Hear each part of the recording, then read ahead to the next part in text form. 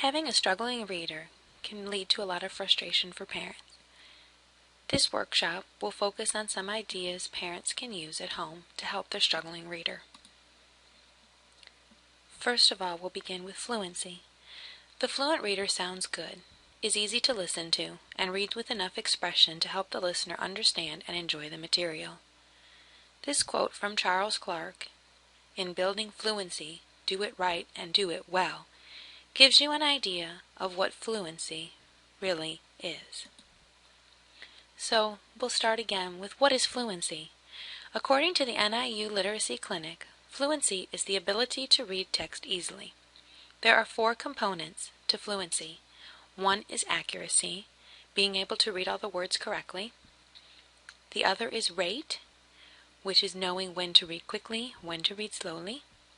The next is expression, how a child uses their voice to change the meaning of the words or the way the words are being said.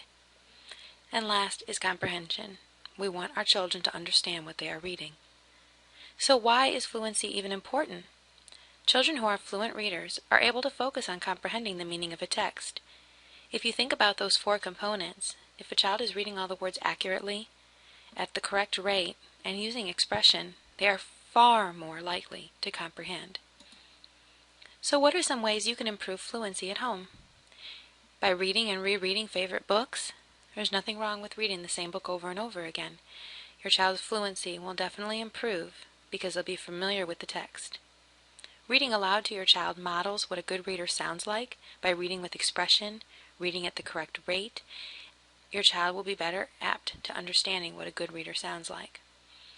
Echo reading is where you as a parent read a passage, a sentence, a page, and then your child echoes what they just heard you do. Again, this can help with expression and accuracy.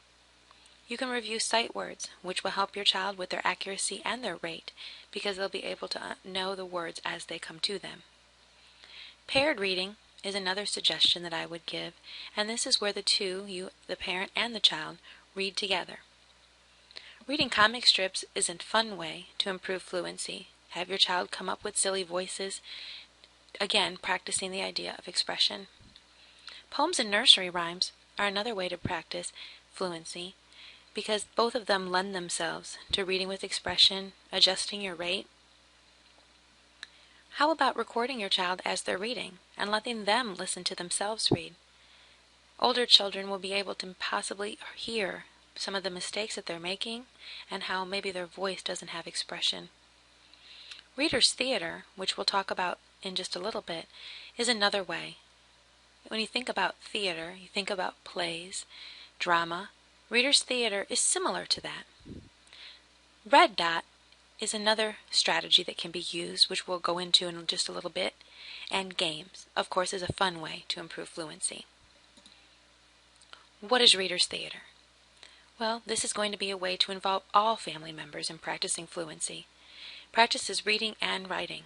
The writing comes in where you as a family can actually write a script based on some of your family's favorite stories. It's a positive family activity that works on fluency and word recognition. It basically is like a play, but instead of memorizing your lines, the child reads from the script itself. So what are some texts we can use for reader's theater? Well, we could use interesting stories with action. Definitely need to have multiple characters with lots of dialogue. And it needs to be a short story.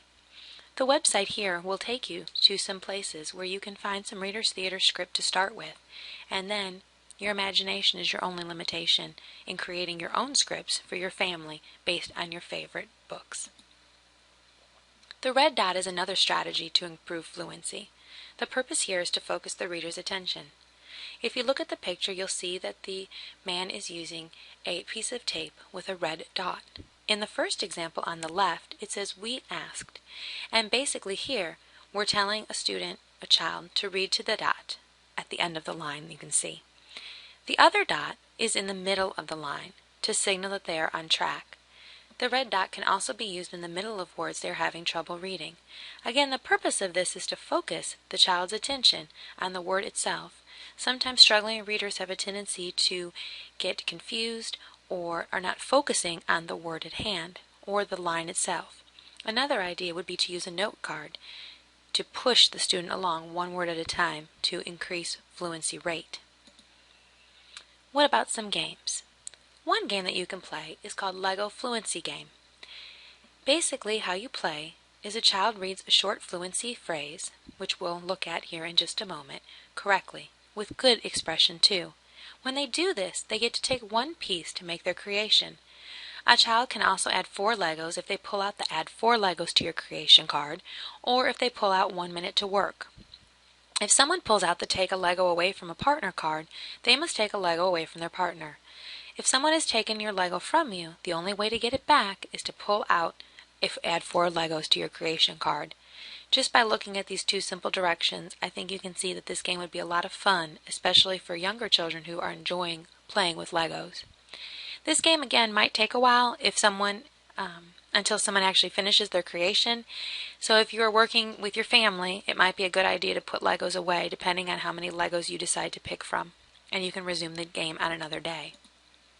Here is an example of what the Lego game cards look like. Here is the one that says 1 minute to work. And here are the sight word phrases that children would have to read to become fluent readers. So they would say the people, this is a good day. And if you feel that they're modeling good fluency, that is when they would get to choose a Lego piece. These 3 websites have some additional game ideas that will help you as a parent practice reading fluency with your child. I will leave you with this. Children are made readers on the lap of their parents. Your role as the parent and as a teacher is definitely important, and you can do this and help your child become a more fluent reader by using some of the tips from this workshop. Thank you.